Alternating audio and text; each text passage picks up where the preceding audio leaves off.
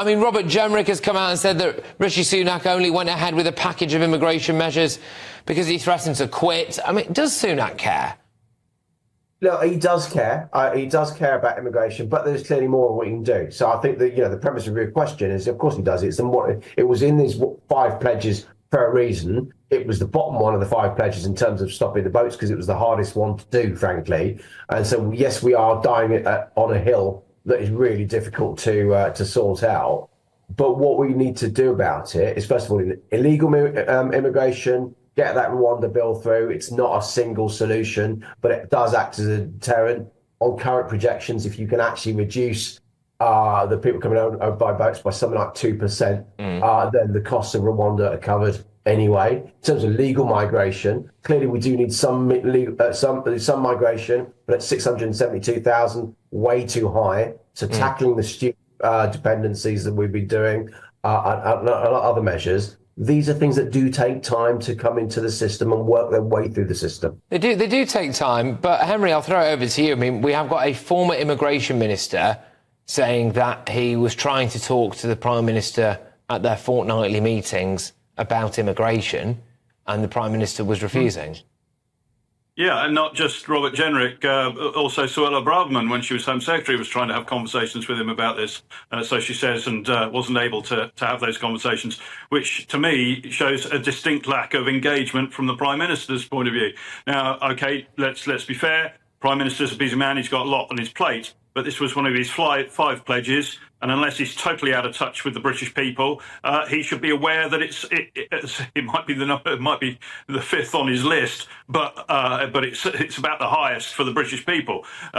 So I think that demonstrates a lack of engagement, and I'm going to disagree slightly. I mean, there is this prevalent idea in Parliament being encouraged, I think, by officials and the general bureaucracy that measures to deal with immigration take a long time to go through, to sort of come through the pipe, if you like. Some of them do.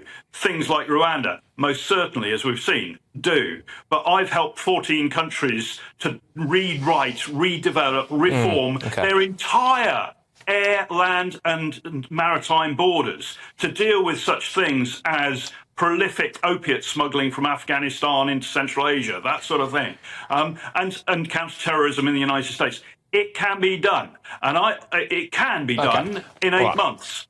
OK, all right, Paul, I'll throw it over to you. I mean, is it not fair to say, really, that essentially the Conservative Party has just been addicted to the teat of mass migration, and the Treasury won't let you deviate?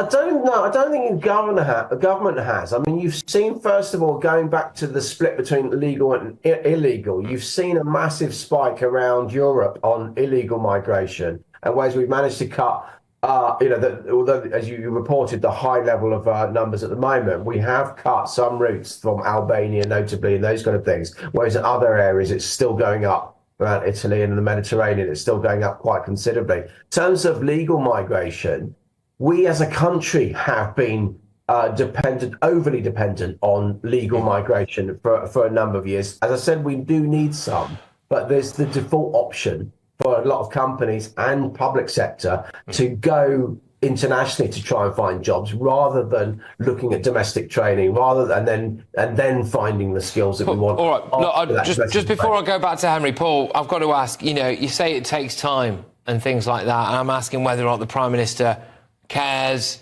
I mean, with respect, you've given up, haven't you? You're not running again. I'm not standing again. Yeah, but that's not about migration. I mean, there is a psychodrama in the Tory party, but that's separate from migration, to be honest. So, that's about the next 5 years. So, but I do care deeply about this for the reasons that Henry says, but I'm also the son of a migrant as well. My dad came over from Burma when he was 18. I've seen the good side of migration, and that was economic migration there. But you can't have uncontrolled, unmanaged immigration. So you've got to make sure that we lean into that. I do. Yes, he does care about that. But then when I see he's having a hospital pass from Boris, I disagree with that. We've got to manage expectations, and we've got to come up, avoid those kind of really, frankly, unhelpful phrases. Yeah, Henry, look, final word to you on this. We're going to have to be quite snappy. Can I just ask you, do you think, Henry, that the MOJ should be telling the country how many asylum seekers have committed sexual assaults? I think we need to have a national discussion about this. We need to know the facts. There needs to be transparency, absolutely. When I was a police officer, there was 25 years ago, there was a scandal about this. Some chief constables had to resign because they were saying that certain communities had a propensity towards different types of crime. Every community has a propensity towards different types of crime. That's a fact, and it varies from town and city to city. But if we cannot acknowledge that, if we can't talk about that, if we can't define the problem, then we can't solve it. We can't define the solution. We've got to have a conversation about it. And if political correctness stops us doing that, political correctness is putting the public at risk. Look, both of you, thank you very, very much for giving up at least a chunk of your Thursday night. Either way, I know that our viewers will feel very, very grateful for it. So thank you. All right, now look, as I've been saying, the Ministry of Justice is refusing to release stats despite us here at GB News offering to cover their costs. They turned down a Freedom of Information request because they said it would cost too much. So we said, that's all right, lads, don't worry about it, we'll pay. And they said, no, it's not really about the money. Well, we will keep fighting for you because you deserve to know, all right? You deserve to know how many asylum seekers have committed sexual offences. It might not be a big problem. It might be a very big problem. But there might be another solution for you, which Robert Jenrick will reveal tomorrow night in a TV exclusive interview right here on my show. Here's a little flavour of what you can expect. Most honest and transparent debate about immigration. I didn't feel that the Prime Minister understood the importance of legal migration. It is that we lock up more of these prolific offenders. Yes, we're not giving too much away there, to be fair, but we think that there is a way that you can get that information. It just requires a bit of legwork, which we are prepared to do.